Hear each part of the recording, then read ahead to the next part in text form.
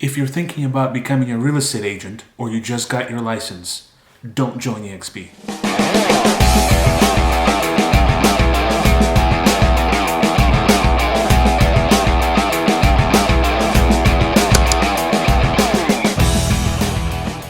Hey there, my name is Andy and I'm a bowtie realtor with eXp. One thing I won't do on this channel is trying to convince you to sign up under me, so you have nothing to worry about.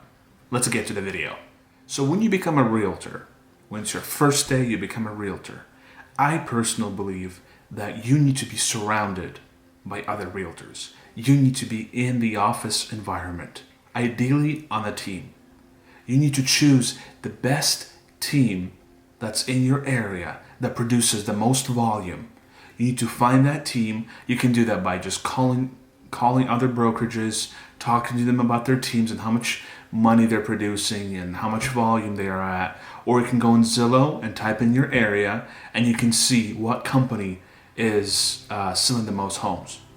So when you choose that team, when you choose a team and you are a part of an office environment, you are there daily. You're exposed to different situations every single day. Not like at eXp, which is great. You can be a part of a team, but you are at a cloud brokerage and you are there for an hour, 2 hours, talking to your team, maybe practicing some cold calling. If you're over a Zoom call and you're practicing cold calling, yes, that is great. But for a new agent, you need to be in the office. Why? Because when I joined Keller Williams, all right, so my desk was in between my team lead and another top producing agent on my team. Okay? So let's say my team lead was on the call. It was a very difficult call. I heard him, say a few things, and I was like, okay, I was taking notes. I would come up to him after the call and be like, okay, talk to me. I heard that conversation that you had. What was it about? Talk to me. Why did you say what you said? I studied them. And then that made me more confident in cold calling myself. It wasn't just a session where I had a team lead call in and I jumped on the call with them and we made, 10 prospecting calls and then kind of went from there and we talked, summarized, and that was it. I was in there grinding, I was listening, and then when I made the calls, right, the team lead was listening to me. So at the end of the call, he would approach me and say, hey, Andy, you said this. I think you should not say this instead. When that objection comes in, I hear that you try to tackle it this way. Try to tackle it a little bit differently. So you will be better at responding if you say this instead. So they were there to help me grow as an agent. Another thing that I absolutely loved was that they were always there for me. So we were at the office from Monday through Friday, 7 a.m. to 5 p.m. And anytime I had a question, anytime I had a difficult phone conversation, anytime something came up during a deal, they were always there to help you through it. So, and I had many instances where a team lead would even jump on a call with me and we would call my client and figure out that situation, figure out that difficult question. And that was incredible help to me. Yes, eXp has that. At eXp, you can call your team lead and whenever they have a chance, they'll get back to you and they'll jump on the call if they will help you through any deal as well. Don't get me wrong. But here, it was better because it was instantly. I didn't have to worry about things. They were just holding my hand.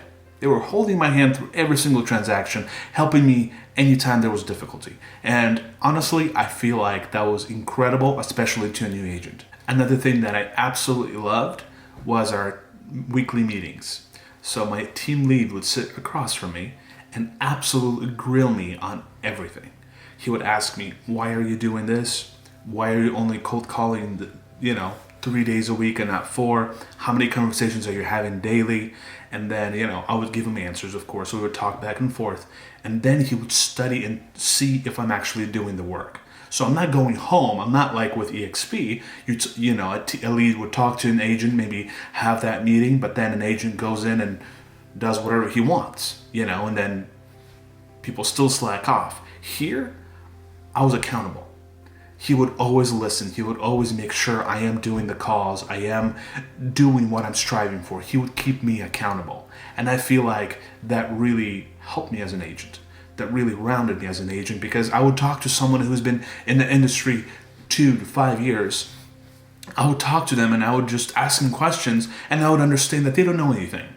Like, the team environment, the team really helped me to become the best agent that I can be. Remember, when you're on the team, don't worry about money. Don't worry about how much money you're making, because yes, most of the time the team will take a huge cut and you won't be making a lot of money. Your goal when you're on the team at first, when you start out, is to get as much information as possible, to learn, to study every single thing they say, to study how contracts work. You sit with them, you ask them questions, anything that you don't understand, you ask. That will help you in the long run. And then when you're confident enough, when you're getting your own deals, when you're working your butt off and you're like, I totally get it, I totally understand how it works, then you can join eXp.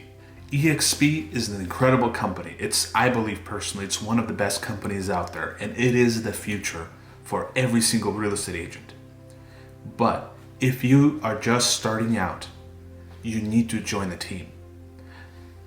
You will learn a lot, you'll be surrounded by successful people, and it is the only and best environment for you.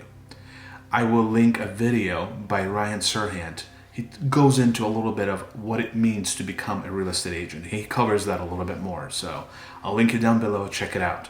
Thank you for watching. Please like, subscribe, and I'll see you next week. God bless.